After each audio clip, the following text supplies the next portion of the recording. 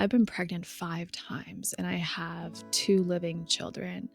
And every pregnancy, like every baby, no matter how long I've carried them in my womb, has changed me in some way. Like, I really just feel like every time, again, whether that baby came earthside or not, I changed. And that kind of goes back to that hard word, matrescence, of like how our journey into motherhood and how each of these little souls really shapes and transforms us. Hello, and welcome to Grief, Gratitude, and the Gray in Between podcast. This podcast is about exploring the grief that occurs at different times in our lives, in which we have had major changes and transitions that literally shake us to the core and make us experience grief.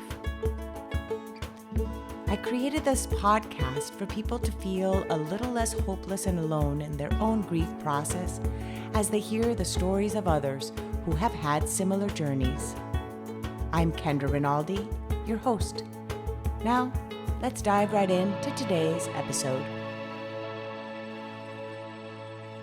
On today's episode, I am chatting with Sarah St. John. She is a somatic practitioner, grief advocate, and the host of MotherGrief podcast, where she explores the many losses from tangible and intangible, both tangible and intangible, that exist within matrescence, which of course I had to go and look how to even pronounce that word because it's not one that I even know how to pronounce properly. Matrescence, did I say it properly? Yes, you did. Yes, Matrescence. okay. And, and she's also the author of 21 Days of Healing and the co-author of Resilience Redefined.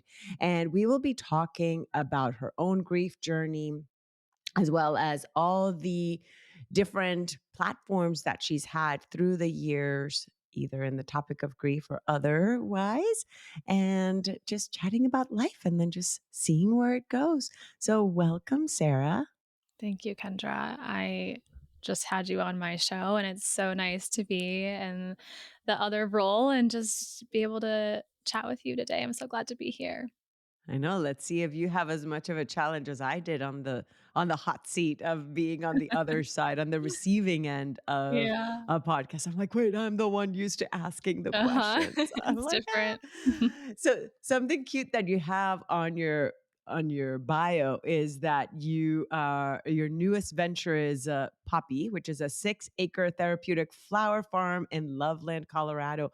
So let's start with that. What is your where you live? We know now, Loveland, Yeah. Colorado, and why it is you have this farm and your new venture, and we'll kind of I'd dive in. love to share about that. This was actually on my heart this morning as I was driving my 3-year-old to nature school, and I was thinking about, because I'm coming up on next month is the 1-year anniversary of being pregnant, and I got unexpectedly pregnant right after a pretty major health crisis with mold illness that then triggered a lot of my other autoimmunity stuff. I was newly postpartum during this time, and we lost like half of what we owned because of mold. We were out of our house for 6 weeks, and I had an infant and a 2-year-old.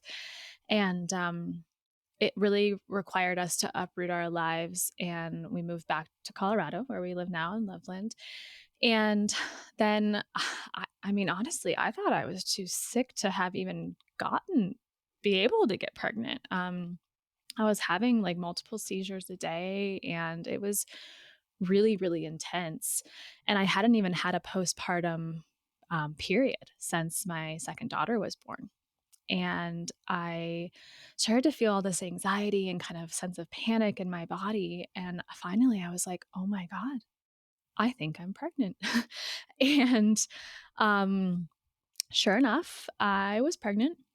And I again, it was very unexpected, but my husband and I were like, all right, we're going to figure this out. We're going to roll with it. Like, this is going to be this beautiful thing in our life, in addition to our family. And like thinking about the house we had literally just moved into and not even finished unpacking, I was like, thank God there's another room, like there's space for another baby. Mhm. Was And it the house you moved in was temporary as this you was, were trying to figure out everything, or was it we already your had permanent home? newly arrived to Colorado, so it was our Mhm. permanent house, the house I'm in Okay. now. But we had really just gotten here. And yeah, just kind of got hit with this news that was very unexpected, but also like fully embraced. And I miscarried only like 1 to 2 weeks later. So I it's amazing how like sometimes it's worded like that, that double line, like the double line that you see on your pregnancy test is so real. Um and for that like week or two that we thought we were going to have another baby, it felt so real. And it was. I mean, that little baby's soul was very much real inside of me. And I think something within me kind of knew that I probably was going to miscarry. I had miscarried before, in a more traumatic way, and this one, I just woke up.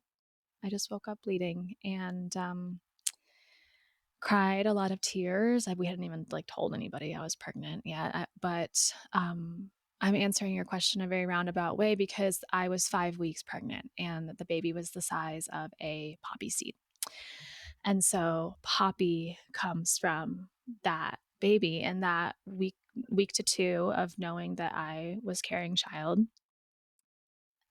the vision that sort of channeled through me through that baby. And so much of life kind of flashed before my eyes and made me think big picture and zoom out and just go like, where are we going? We had just been through this very like crisis time, traumatic time of illness and moved across the country. And it was just like, what are we going to do from here? Like, what do we want life to actually be like? Um, and so that baby really inspired me to build something, to create something that my daughters could be a part of with me. And so we purchased, took us about 6 months to find this property. We closed on November 2024 on 6 acres of land in Loveland, Colorado, that's separate from the home that we live in. And mostly I, am going to start a therapeutic flower farm where we grow flowers and have grief ceremonies on the land for women who have experienced miscarriage, pregnancy loss, baby loss, workshops, and so on and so forth. And I have had an online business for 8 years, but something about that time of being pregnant and then not just really made me feel like I want my girls to see me create something beautiful. And it could have been any number of things, but that was just like the clearest vision. It was so clear that came through during that time. So it hasn't actually launched yet. We're soft launching in a couple weeks and the flowers will grow. This is our first growing season. So it's all very new. So beautiful and inspiring. And the fact that it was while you were pregnant that you kind of had this vision makes me want to ask, have you experienced this spur of creativity Yeah. during your pregnancies before that you get these, sometimes people Mhm. call them downloads Yeah. during that time? Do you experience more creativity during pregnancy? I think that each baby, I've been pregnant 5 times and I have two living children. And every pregnancy, like every baby, no matter how long I've carried them in my womb, has changed me in some way. Like, I really just feel like every time again, whether that baby came earthside or not, I changed. And that kind of goes back to that hard word, matrescence, of like how our journey into motherhood and how each of these little souls really shapes and transforms us in a different way each time. But I absolutely felt creative sparks, identity shifts, priority changes with every pregnancy that had and been through. Thank you. I was thinking as you were sharing that, yeah, that I've read other blogs of a lot of women, like, when they're pregnant, all of a sudden writing books, writing this, like, all Mhm. these things that just start creating. So when you were sharing about Poppy, the idea of Poppy coming Mhm. to you, that came up. The other thought I was having, you mentioned you wanted to have something that your daughters could see you do, something that is tangible. Most of the work we do is not tangible, right? They can't Mhm. see what we do. I remember after my mom died, asking my kids, I had this realization. I'm like, do my kids even know like what I used to even do? Like, do they Right. know my role outside of me being a mom? And Mhm. all of a sudden, I'm like, I had this urge to start looking for casting for plays because I majored in theater and ended up auditioning and being in a play which I had not acted since I graduated from college, but it came from that thought of I want my kids to see me Yeah. doing something outside of motherhood. Is that kind of what you felt? Yeah. So, uh, my 2-year-old was able to articulate at the time, like, when she was 2, we were still living in Michigan, and she basically was like, "Mommy doesn't work." And I was like, "Wait, what?" Because she was in part-time childcare, so I wasn't working full-time, and I was working inside the home because I am an online entrepreneur, and I took her to school pretty much every day and picked her up from school, and so my boundaries of work were when she was not home, and I really didn't, like, open my computer in front of her, like, I just, I had a, like, a pretty strong boundary between, like, family time and work time, but something activated within me when she was like, "Yeah, mommy doesn't work," and I was like, "Wait a second, like, I do at first as a mom, like in this home. This is absolutely like, a role that I play in and of itself, but also the fact that like there was so much that I had, like this whole body of work that I had created that she couldn't comprehend, that she had no idea about, that I probably couldn't even really translate for her at the time when she was 2. But there was something about her reflecting that back to me, that just made me feel like I want her to see, I want to be this role model to her. And there's so many different ways that we can experience motherhood, right? And I'm reading a new book called Untitled right now. And it's all, or excuse me, that's her Instagram. The book is called The Power Pause. And it's about all these different ways that we can sort of transition career during motherhood. But I felt like I wanted my kids to see an example of a woman who is in her, like, creative power and that created things, of course, inside the home, but also sort of, like, outside in the home and in community, and, that just felt really important to me on a personal level, that they start to see more of that, and that comes back a little bit to, like, my lineage and my story too, because I, am there's a couple women in my lineage who have college degrees, but not master's degrees, and I'm the first entrepreneur in my of female woman entrepreneur in my family.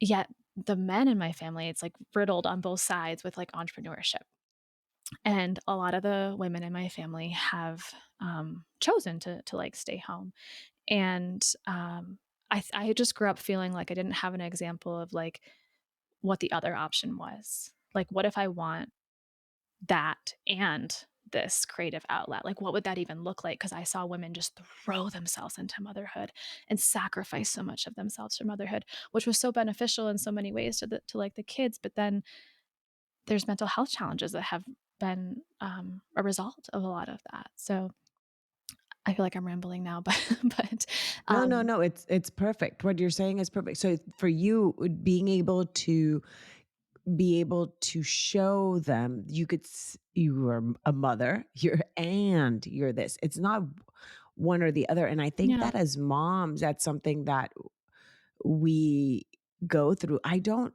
there's very few cases in which it's the father having to make that choice. Absolutely. You Yeah. know, and in some households, you know, when you're like, okay, we want to have somebody stay at home with the kids, childcare is not an option at this point, either financially or whatever it is, or that you Mhm. want to be able to have a parent be there to guide your children as they're growing up. It it very rarely is the case that, and I don't know the statistics, but I do know of people that it's been the father that stays home and the mother is the one that continues the corporate job or whatever job that Mhm. they have. So but in general, when you're making that choice, if by chance it is going to be one of the parents, the grand majority is the mother that ends up staying. Yeah. Yet we do not talk about this part as much of what happens. Like I'm in this stage, you're in the beginning journey of your two little ones right now. Mhm. Mine are now about to graduate. Then all of a sudden I'm like, oh my goodness, now how do I even start? Last summer I was like trying to even come up with creating like a resume, and I'm like, how do I Mm. even do this? All the stuff I've done pretty much in the past 12 years has been on my own, like, Yeah. and in my own. So I'm like, I don't even have like a work reference to put, for the Right. past few years. So then it's easy to fall back to what I used to do. And that's what I ended up doing part-time, was what I used to do, which still brought me a Yeah. lot of joy. And I wanted to see my kids see me doing something outside of the home similar to what you're doing. But we don't talk about this aspect of the grief of that identity of even when a woman has had a full-on career beforehand, Mhm. and then all of a sudden there's this huge major shift. Yeah. Let's go into that, since you were talking about this, and Mhm. why this podcast that you have that talks about all things grief, identity is one of these. So Yeah. dive into a little bit on that topic. I grieve my maiden identity and this version of me that existed prior to stepping into motherhood. And I could say that the same is true for the version of me who hadn't experienced traumatic loss and death of her brothers. But really, like when changed so much was after the first loss, that like deep loss experience, which was my brother Jordan. And I just feel like there's bits of us that get left behind as we make these major transitions or we experience these depths of loss in our life. And yeah, that was very true for me in my identity as a high achieving, highly ambitious, willing to take risks entrepreneur who my husband worked night shift. So, like, I had all day to work. I had all the time in the world to just pour myself into the mission behind my business, which at that time, and part of this still remains, but was really working with highly sensitive and empathic, highly intuitive women in honing in on their intuitive gifts and then also building businesses that as like healing practitioners. And I loved that work. And it was easy for me to work all day on that. And then I held my daughter in my arms and I didn't want to go back to work, at least not in the capacity that I used to throw myself into it. And honestly, I never thought I would like motherhood as much as I do. I love motherhood. And like, yes, there's like really, really hard days. I'm not saying it's easy, but I love it. And I think I surprised myself in my new identity as mother on how much I really um, wanted to like dedicate myself to this role. And that meant changing the way that my business operated. It meant changing certainly the number of hours that I worked. It meant changing the even type of work that I do because I've changed, I've evolved, I'm made anew through these babies each time. And there's part of me that misses that maiden self and certainly grieves her and her autonomy and her time freedom. But that doesn't mean I want to go back to her. that's kind of the in between, like that gray in between that you speak about, right? Where it's like both and there's duality here of like missing her and longing for her sometimes, that old identity, but also like having so much peace with that sort of era of me being complete and now being in this mother era where I'm still discovering and peeling back the layers of becoming this identity of mother and who I am now. So, um yeah, I think this is really common amongst mothers. It plays out differently for each person, but for me, it was like so much identity was wrapped up in entrepreneurship, and now that's changed. There's Mhm. change. And I loved what you said that even though you thought you knew what your priority was, the moment you held your daughter, it completely changed. And Yeah. I can relate to that. I used to be a franchise owner of a children's gym. And Mm, when I had my son, I I I literally had I had my manager at the time quit the day I actually went into birth. Went into birth, yeah, mhm. without no like that morning she had quit, and it's like I'm like, oh my gosh, and so I had like two employees pretty much. I had to even beg somebody that was no longer employed. I'm like, please come back because I'm now uh, Giving having birth. to, I Yes. just gave birth, right? Uh, So I decided to like really focus those 6 weeks on being home with my son and bonding and doing all things motherhood. And I remember getting an email from one of the moms being, please don't forget your first baby, meaning the facility that I yeah. was at. And I was like, oh, I'm like, honestly, right now, that's like the least thing in my mind, even though Yeah. that had been where I had poured so much energy in so many years of my life. In that moment, my priority changed Yeah. completely. I don't think you And can really prepare for it either. Like, I just didn't know what motherhood was gonna be like until I became a mother. And I mhm. had, like, the archetype of mother I had stepped into as, like, a 12-year-old, as the oldest of 4 kids, as, like, just this naturally sort of, like, mirroring mother energy.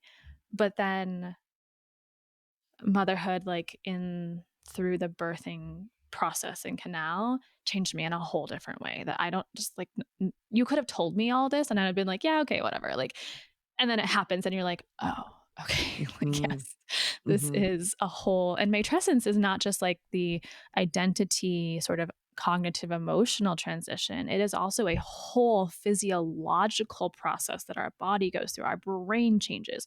Our hormones do wild things that are so divinely intelligent and intuitive to really reshape and reform us through this big rite of passage that is motherhood that doesn't get I think my opinion is it doesn't get enough attention or like reverence, like this pause, this sacredness that it truly holds when you experience it At least in our culture, in in our our culture. Western Mhm. culture, yeah, because I'm sure certain ancient cultures, just like they would probably give certain honor rituals around even when a woman would go in through menses, am Mhm. I you know, Yeah, that like change of red life. tents. Mhm. Yes, like there was like a ritual around that and becoming a woman.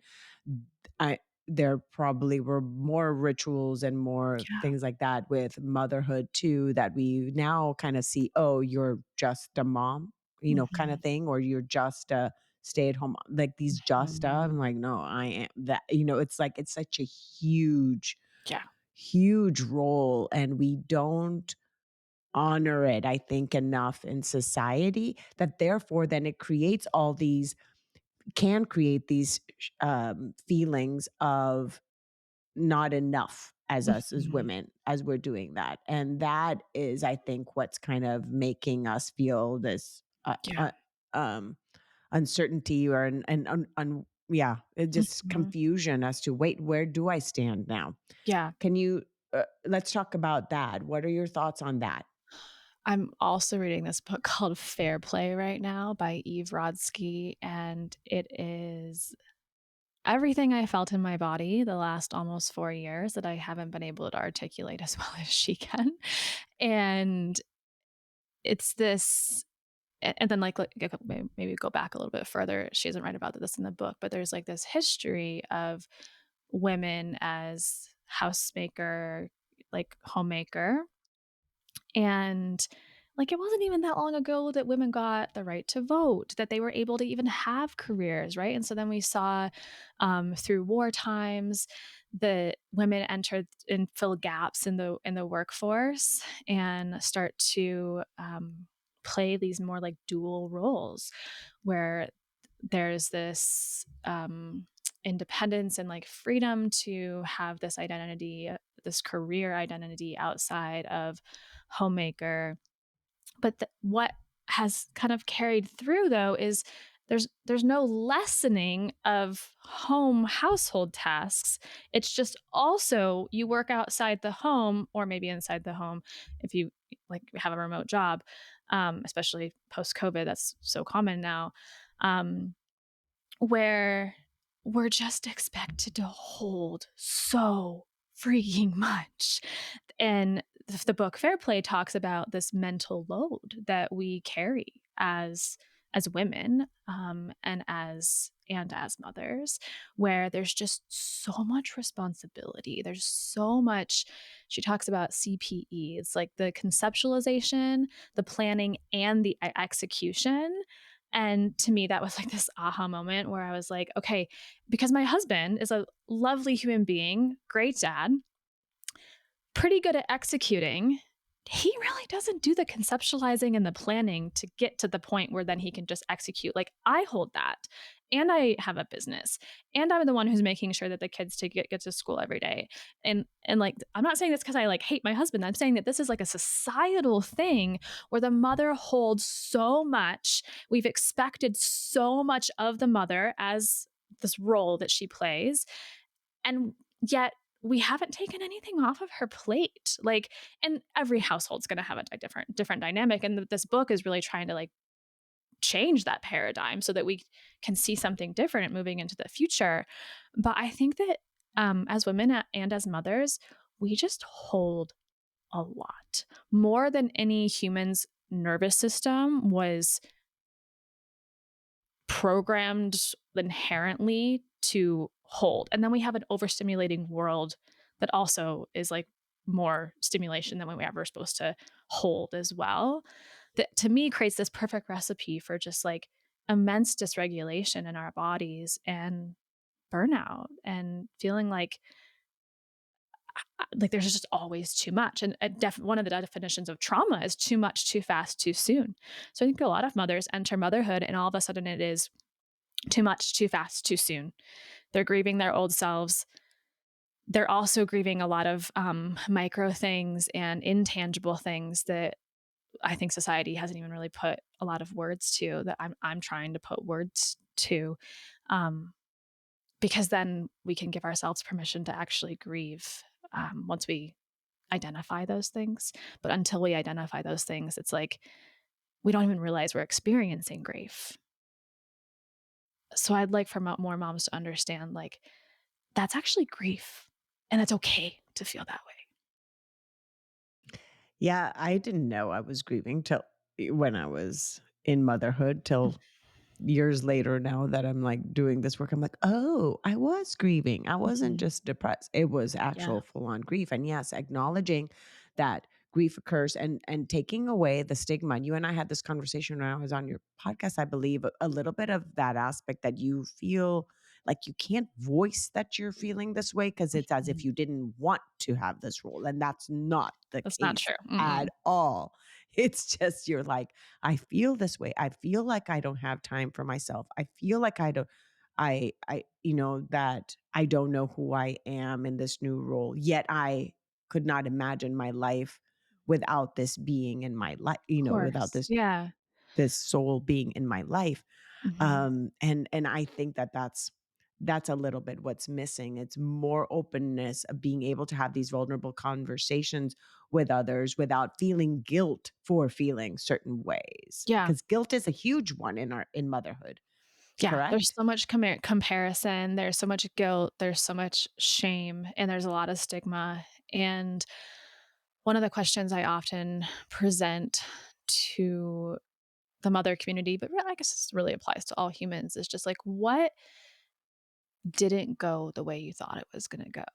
And there's grief in that space between. There's grief in that gap of, I thought motherhood was going to look like this. I thought my baby was going to sleep through the night. I thought that I was going to be able to just go right back into my role as entrepreneur, and I was going to be able to hold it all and have it all and juggle it all and be this superwoman, super mom. And then other things happened and it turned out a different way. I didn't think that I was going to get debilitatingly ill after I had my second daughter, especially having not experienced postpartum anxiety and depression after my first. I thought, "Ooh, like I'm in the clear, right?"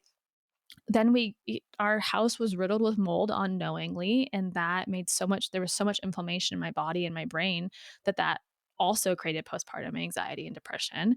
And there's just so many things that yeah, you think are gonna go one way and maybe go a different way, like this ultimate reminder that we are not in control, that control is a facade that we use to try and create this false premise of safety in our body. Um, and yeah, in that space between lives so much grief that then we can feel, to your point, this guilt around, well, if I say this out loud, that means that whoever I'm telling it to is going to think that I um, didn't want to have kids, or I shouldn't be a mother, or I'm an ungrateful mother, or I must not love my kids, or something like that. And like, absolutely fucking not. Like, I love, adore my role as mother and each of my kids, like, just love them so deeply, so much that, like, when I became a mother after my both my brothers died, and I was able to see my mother's grief and pain of losing a child in a whole different lens, where I was like, "Oh my gosh, like, you I know what this connection feels like, and that was broken twice in your lifetime." And th there's 2 things can be true.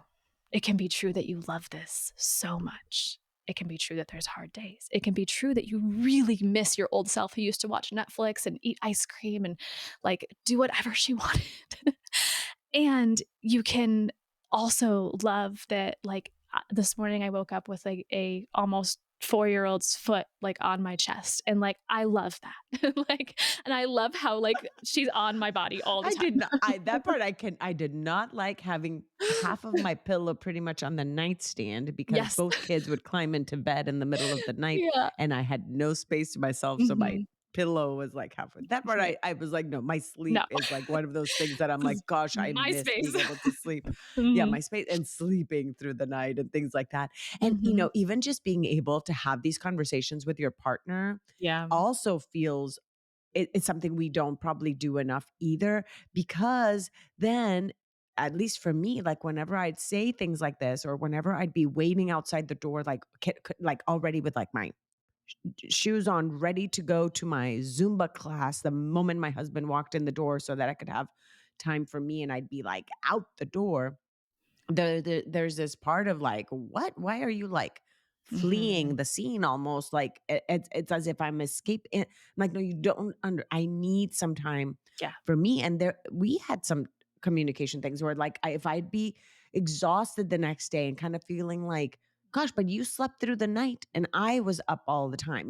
These things that also can happen with your partner as you're mothering, and that shift and that dynamic and that change is Mhm. also really hard. At least it was for me. Again, everybody is so different and that was a tough time, I believe, for us too, just navigating these roles and then he also then feeling guilty then because I'm making him feel guilty because then he Mhm. slept through the night and I didn't sleep through the night and Yeah. I haven't had my me time and he all these things. And so there's so many layers of guilt there's so that can show up that Mhm. again we don't talk enough about and here we are talking about it in your Yeah. podcast and now here we are here. Now you mentioned your brothers and you being the older sister, you and I have that in common. And you being kind of this role of mothering in that way, and then now actually birthing then your own children and how that was Yeah. different. So let's talk about the grief associated with the death of your brothers and how that shifted. I'm completely doing a U-turn here. Oh, good. How that completely shifted who you are, and then also how we'll dive into more, but because I'm going want to wind it into then now your motherhood and now parenting Mhm. and incorporating them into the life of your daughters. But so Yeah. let's start with that part first of your own grief experience from sibling loss. Mhm. So, my parents got divorced when I was, like, maybe 12, but my youngest sibling, my sister, Anna, she was probably, like, 5, 4? No, we're, like, 9 years apart, so she was, like, 3, and, um, I think that being a preteen in that environment, then living split time between 2 homes, created this sense of, like, I was this stable, steady sort of person that was always with them, and not that I should have ever been parentified or have had to take on that role. Like, I believe that we should, like, let kids be kids, but I naturally fell into that role of, like, messenger between the parents, of, like, at my dad's house, making sure that, like, dinner was cooked and on the table, and just a lot of responsibility, and a lot of, like, my sister, would crawl into bed with me very often because she just felt nervous, and she didn't wanna sleep alone, and my dad's And been. you were her constant, and Yeah. you like you said, Mhm. you were her constant between the 2 Yeah, spaces, I or was. I was centering. So there was, yeah, this natural mothering, and then, yeah, our then step I mean, my stepmom would have never let her come into the bedroom, like, that would not have been allowed, so like, that wasn't safe for her, so she would come and find me, and I was a safe place, and especially for her, but I think that somewhat for, like, my brothers too, they just weren't, like, as big of an age gap, um, and so I that's sort of like when I stepped into that, just again, naturally just sort of stepped into it, didn't consciously make a decision as a 12-year-old that I was going to play that role, but was just put into it in many ways.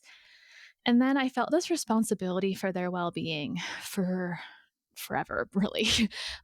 Just making sure that they were always okay. That What were the ages of your brothers so at that there's time? Like, when so you were yeah, 12, your sister 12, and was 3? then my sister's 3, and then the boys were in between us. So, like, my brother Jordan was just under 2 years younger than me, so, like, 10, and then Joe was, like, maybe 3 years younger, so, like, 7-ish, and yeah, this feeling of responsibility for their well-being, and again, that's something that I just feel like I kind of put this pressure on myself. No one ever told me I had to make sure that everyone was gonna be okay. I sort of assumed that responsibility and always wanted to make sure that, like, I, like, took my little sister to the mall, and we went to the photo booth, and I wanted to be, like, this great big sister to her and give her, like, one-on-one time, and then my brother Jordan, it was always like he was, like, in high school when I was in high school, and making sure that, like, he was okay because he was going through a lot of depression, and I would drive him to school, and I'd pick my other brother up from school at middle school on the way home, and there was just a lot of caretaking, like, a lot of just checking in, and so knowing that each of my siblings has had pretty immense struggle with mental health, created anxiety in my body of just like, are they gonna be okay? Like, what more can I be doing? What more can I be doing to make sure that they're going to be okay?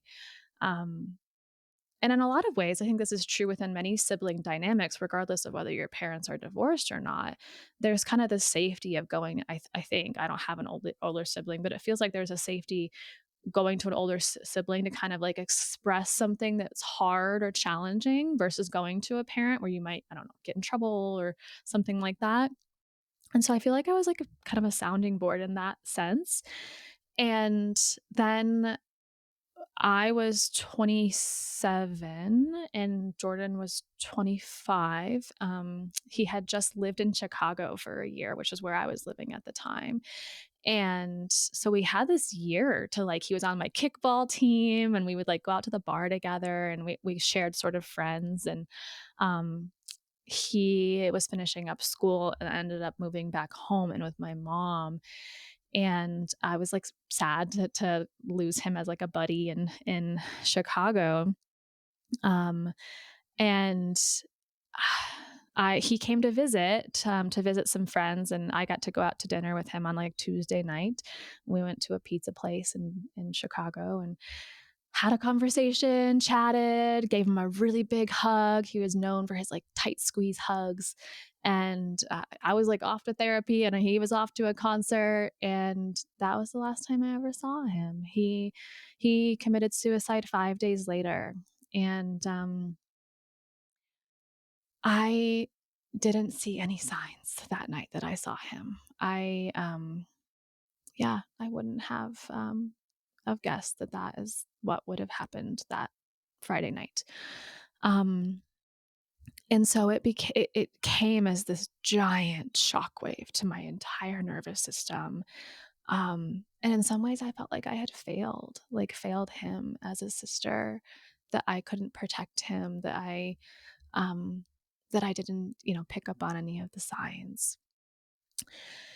And that shook me to my core, where it was like I feel like my identity literally like crumbled to the ground, and I had to pick myself up and like kind of rebuild who I was, how I saw the world, my sense of spirituality, like what I believed in, what's important to me, what are my values, like from scratch.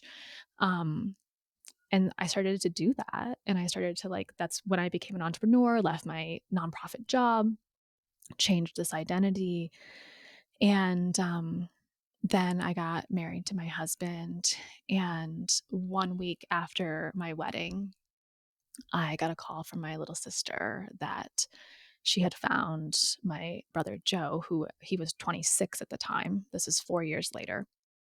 Um, she had found him dead, and also in my mom's house, and, he had well, we didn't know what happened at the time. Jordan was also in your mom's home too? Yeah, they both died Both in your dad. inside of her house and while they were living with her.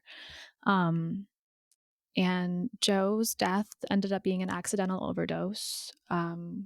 We knew that he had struggled with drug addiction and been in many rehabs over the years, but he had been off of heroin for 2 years and didn't end up dying from heroin. Again, I saw him on my wedding, and 1 week later, he was dead, but it wasn't heroin. It was, some sort of benzo type pill that was laced with fentanyl, and, yeah, he simply stopped breathing. So there was this identity that was very, I wanna talk about gray. This was very gray zone for me because I just became a wife, and I was like, "Who am I as a wife?" And then Joe died, and then COVID hit. So this was the, October 2019. And so it was just like this big, gray, murky water of loss, of grief, of can I even sort of be happy that can I be a happy newlywed? I feel like that kind of got squashed. Um, and this again, crumbling of what I thought was true, and again a sense of like, why did this happen? How could this happen again in one family? This like the shockwave of that, like the likelihood, like what are the chances, right? Um, and then for many years, this isn't something I speak out loud very often, but my sister's 27 right now, and there was this holding pattern, this tension in my body of her getting past 25 and 26. And she's 27. She actually lives with me currently with her husband. They're just temporarily, they're going to buy their first home soon. But this just like, are any of my siblings going to live past 26?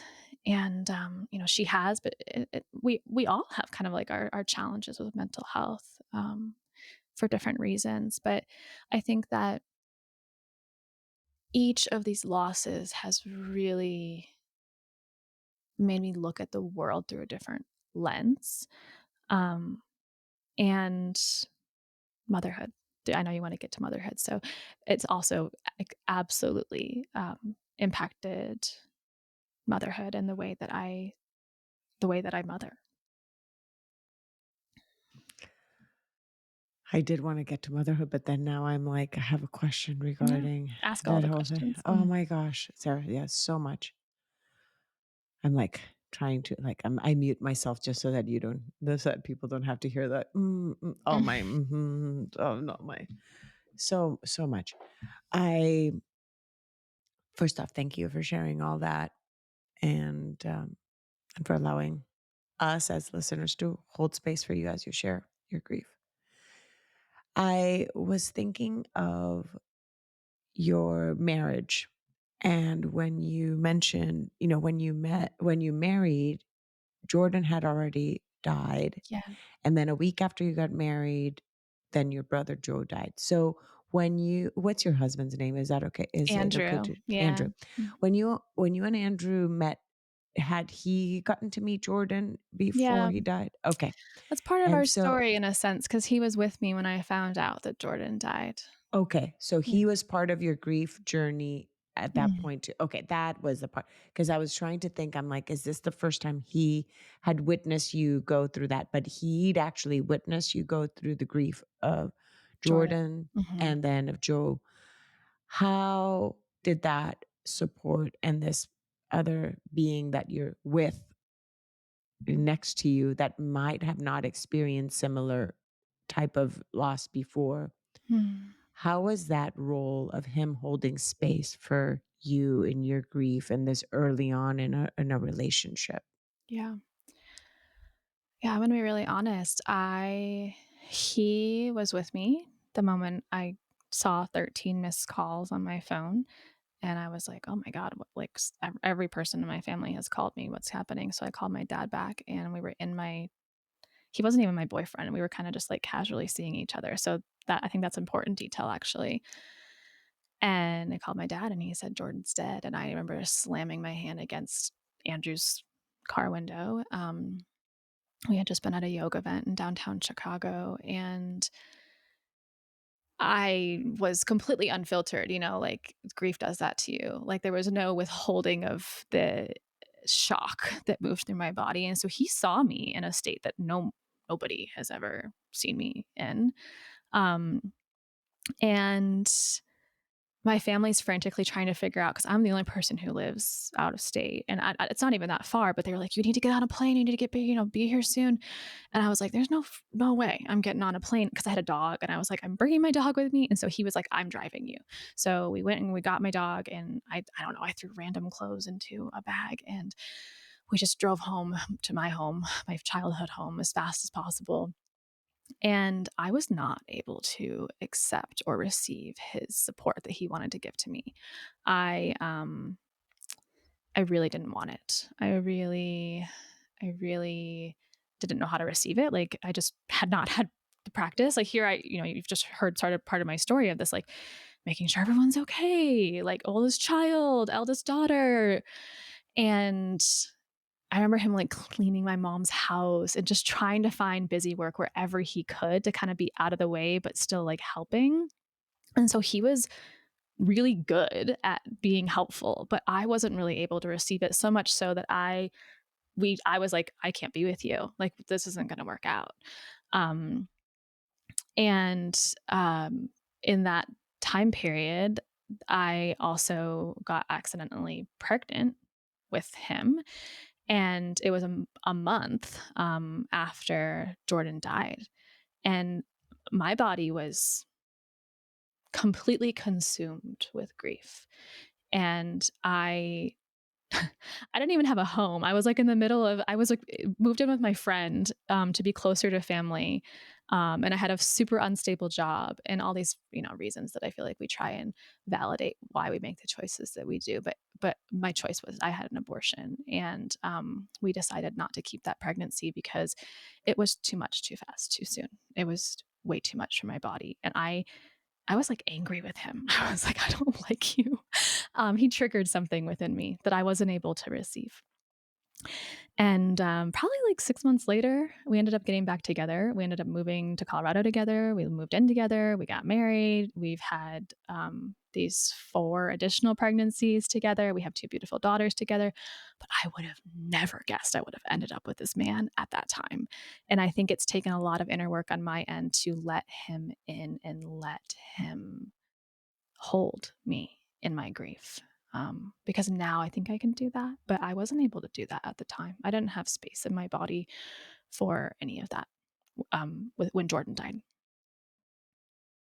Just the part that he was able to see you in probably one of your most vulnerable and probably quote unquote ugliest Mhm, stages, and still absolutely. it turned out to be that this is now your partner Husband. Mhm. in Yeah. life.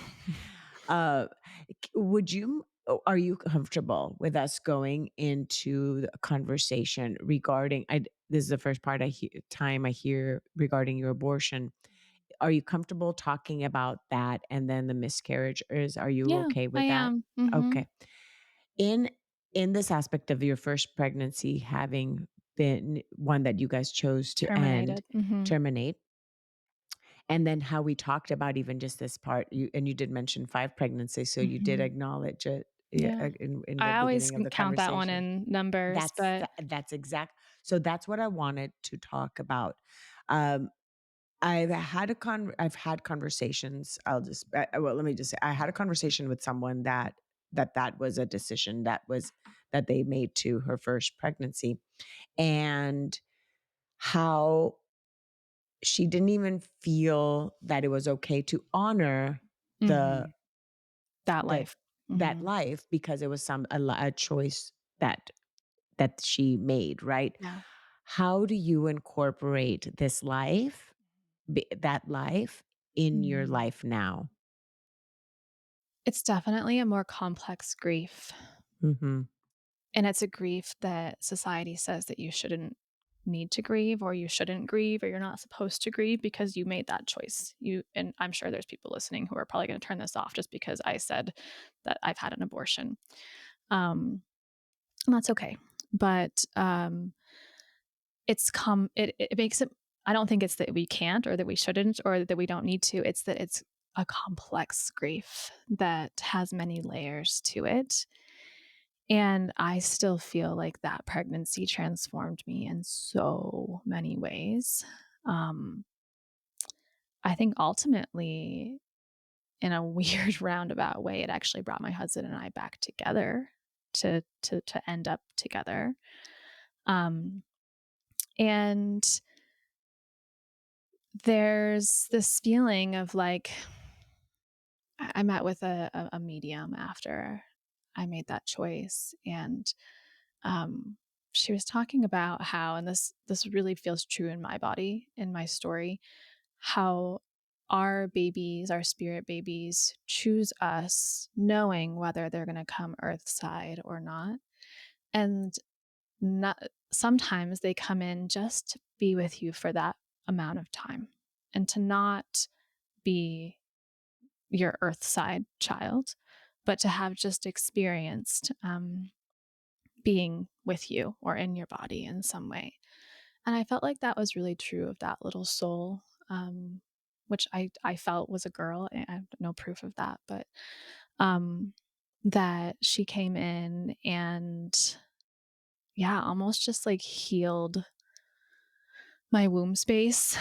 Um, and that there was sort of this contract of like we were just going to have a little time together, and that was just how it was always meant to be for that relationship with that baby. Um, and I feel similarly about my 2 miscarriages as well. It's like they came in and we had a little time together, and it's still heartbreaking, and definitely heartbreaking in a different way because I deeply wanted that, first miscarriage, and the second one was unexpected but fully embraced. And so, yeah, the grief is just different. It's not that there's, more or less, but it's complex and it's different with each one. Thank you. Thank you for, because I don't think we talk enough about that, of the grief that still happens when you're making that choice. Yes. And like you said, it's not validated because, like, well, you chose it. No, but yes, but do you know the circumstances of the Mhm. why? And that choice not being taken just lightly, Yeah. and you're now a mother of two, having had Mhm. 5 pregnancies. There is that aspect of loss, and that it's okay to grieve that loss Mhm. even if you It's been made more that confusing choice. to grieve, and I meant to say this actually. Part Mhm, of part of how I honor that pregnancy and grieve that mhm. baby is simply by not leaving that number out of, Yes. I've been pregnant 5 times, and I certainly don't talk about abortion in the same way or as openly as the way I talk about miscarriage, but I I think the bravery just to name it is part of my grieving process, and just knowing that there's certainly going to be judgment around that from certain people, but, that in my body, that felt, um it felt like the path that I was and that baby were meant to take. So, uh, we traveled a little ways together, and that was our time together, and of course, I questioned, like, what would my life be like if I had made a different decision, and it would probably be drastically different. Um, yeah, and I'll never know exactly what that would have looked like, but, it's just like thinking about my miscarriage. My first miscarriage was 2 months before I got pregnant with my daughter, Emerson, my oldest daughter, and I think, "Oh my god, I would have Emerson would Never had never have." another. Yeah, she Mhm, would there would mhm, have been no space in my womb for another mhm. baby. She would not have come down onto this earth if I had not miscarried that other baby, and there's just, like, these questions that we'll never have the answers to, right? But I think it makes you think about those things a lot. Yeah, but the importance of having these we were talking about just even the importance of talking about guilt within motherhood or things like that, and grief in motherhood. I think that this topic, as hard as it is so important to be vulnerable. And as you said, some people might have turned it off, but some people are going to listen to this and see themselves in this conversation. And it may be the little bit of information they needed to hear to give them permission to grieve Just say it out this, loud. and Mhm. to grieve the being that they might have made a choice in the past to Yeah. not have. Yeah, you It's are allowed to grieve yes. an abortion even if it is a choice that you made, and I was in a miscarriage support group, after my most recent miscarriage, just hearing other people speak, and, we don't share stories outside of that space, but, what I can share is the facilitator invited us to sort of acknowledge that there's no timeline of, you're maybe you didn't grieve, to somebody listening, maybe you didn't grieve a miscarriage because it was really early on and there's stigma around that, and it's like, own baby was only the size of a poppy seed, right? Or maybe you had an abortion and felt too much guilt and shame to grieve that. Like, you can go back 10 years later. You can go and, that, terminated pregnancy was, um, my gosh, probably at least 6 years before I had my first daughter. It's like there was a big gap in time, but you can always go back and choose to honor that baby in a certain way. You can choose to name that baby years later. You can choose to have ceremony or ritual around that grief and that loss. Like, you can always go back and, or I guess, kind of bring forward your grief and create space for it, especially if it's something that's been repressed for years. There's no, like, "Oh, I didn't do it then, so it's, too late." Like, no, it's not too late. You can always create, that ceremony if you want. Because as we say a lot of times, there's not really a timeline in grief. So therefore, we could be grieving someone now that died 20 years ago, 30 years ago. Then why not also go back and Yeah. seeing if by chance there's these wounds that you do not know that have been there that Mm. you want to address and Yeah. and be able to grieve. Now, I will ask them the part because I don't want it to just be hanging as if I asked it and then I never. How do you incorporate Jordan and Joe into Mm. your daughter's lives now? How do you bring them into their lives? Yeah. Uncle Jordan and Uncle Joe. Right, yeah, we talk about Uncle Jordan and Uncle Joe. We don't act like they didn't die. We name them, and we excuse me, at least with my 3-year-old, she understands what death is, and so we say just very clearly that they died, and we haven't told her how they died. She hasn't asked that question or anything, um, and, yeah, there would definitely be, like, an age-appropriate way to explain that, for now, but she knows what their picture looks like, and I talk about them, and on some of these days, like birthdays or death anniversaries, we will tell stories about them. And I'll be like, your Uncle Jordan used to be such a silly dancer. And this is like one of his signature dance moves. And I'll show you, his signature dance move. And we just talk about and tell stories about them to the girls. And again, my 3-year-old is the one who's going to like comprehend more of that versus my almost 2-year-old right now. But we will continue to do that. Um, and I think the lens in which I see motherhood through is very informed in good and bad ways by having experienced traumatic loss. There is a deep seated anxiety in my body around the fear of dying, the fear of leaving my children, like me dying and leaving my children behind. There's a fear of something happening to them and losing a child because I've seen a mother and father lose their children, and I felt that and to an extent in my body. And my body has that body keeps a score, right? Like that memory of what that loss felt like and this fear of something bad happening. So there's anxiety that comes along with the having experienced traumatic loss and then mothering. And then there's also this beauty in really cherishing life and like soaking all the beauty out of life that does exist and wanting to live life fully and impactfully and infusing parts of my brother's spirit into the way I play with my kids, in the way that we spend our time together, in the way that we, yeah, just choose to live our life in this kind of wild, beautiful way.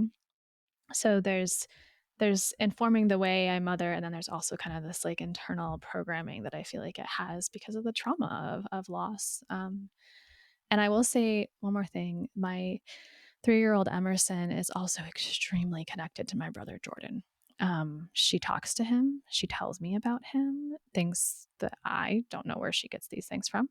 She really she's told me so many times about how he's her protector and her saver, like say saver, saver, like he saves her. Um, and that, yeah, he keeps her safe from monsters, and she is so in tune with him, and her middle name is Jordan, and then my other daughter's middle name is Joe. Oh, I just raised my hand instead of unmuting It's your myself. I'm like, podcast, "Oh, you can talk can I whenever talk?" you Yeah. want. I'm like, clicked the raise hand. Oh my gosh, I didn't mean to be laughing as I was doing it. I'm trying to unmute, and Oh, then good. here is a very deep I love that both their names are honoring. There's so many ways in which you can do that. I did not know that information, that both Mhm. their middle names are your brother's, Yeah. names. So a way of honoring them and keeping them, their legacy, not only with their stories, but then the names that they themselves Mhm. hold. And as they get older, you'll find ways of even sharing more, of course, of the Yeah. about the reasoning behind their names. Mhm. As we are kind of navigating this conversation, and you and I interview in the same way that is just Yeah. intuitively guided and to see where it goes. Whatever, and life is that way. We may have a plan and it goes completely a different way. So I might have thought this conversation was going to go in one direction, and you might have thought it was going to go, and it goes into a different direction. But Mhm. as we start kind of easing out of the conversation, I wanted to ask you in terms of more of like your future plans with your podcast, with MotherGrief podcast, and any other upcoming projects. You mentioned your, Poppy, the farm, and any other projects you have, as well as sharing how people can get a hold of you and your podcast. Yeah, amazing. Thank you so much for holding space for my grief in this conversation today and all the complex layers that exist within it. I deeply appreciate that. And you're a beautiful interviewer. Um, so people can find me at Sarah St. John on Instagram, and that's where I share most of my personal stuff. And one of the ways to work with me right now is through the Mama Nervous System Reset, and it utilizes what's called the Safe and Sound Protocol as a way to, it's an audio listening program with headphones to create safety in our bodies again, send signals of safety, especially after loss, because we're not getting rid of our grief, right? But we can heal from the trauma of loss. We can find safety in our bodies, even if it feels distant. So I guide people through um, the Safe and Sound protocol through the Mama Nervous System Reset. And then in a couple short weeks, we're going to have live poppyflowerfarm.com and at poppyflowerfarm on Instagram, where people can follow along that journey. And it's a therapeutic flower farm that's really going to infuse a lot of grief services and grief metaphor, using nature as this very perfect metaphor for the life death cycle. Then I have my podcast, MotherGrief, that you can find on all platforms. And I just would love to stay connected to anyone who resonated with my story, this conversation today, and learn from them as well. Thank you, Sarah. I usually end with, is there anything I did not ask you that you want to make sure that you share with the listeners? I don't think so. I think you held such beautiful space for just for grief to be explored in an intuitive, authentic way. Um, Maybe one thing that comes to top of mind is just that I would invite, probably the people listening to this podcast already know that they're experiencing grief.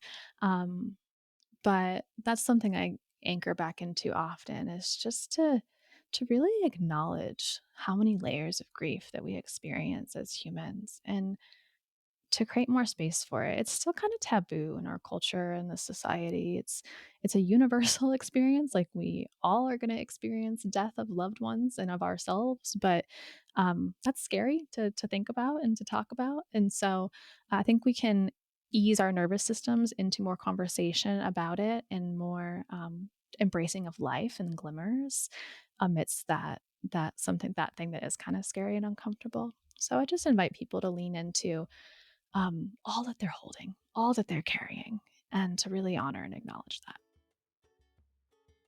Thank you, Sarah. Yeah, thank Again, you. this was Sarah St. John. Thank you again for being on the podcast, for sharing your story, their story, your brother's story, as well as all these babies' stories too. And we hold space for all of them as well in our hearts. And I appreciate you coming on the podcast and sharing all Thank of you. that. Thank you.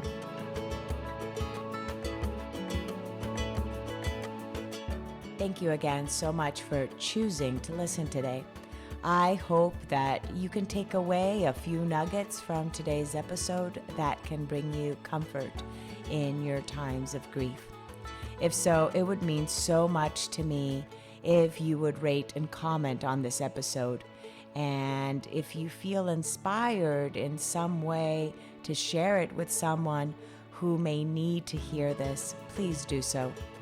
Also, if you or someone you know has a story of grief and gratitude that should be shared so that others can be inspired as well, please reach out to me. And thanks once again for tuning in to Grief, Gratitude, and the Gray in Between podcast. Have a beautiful day.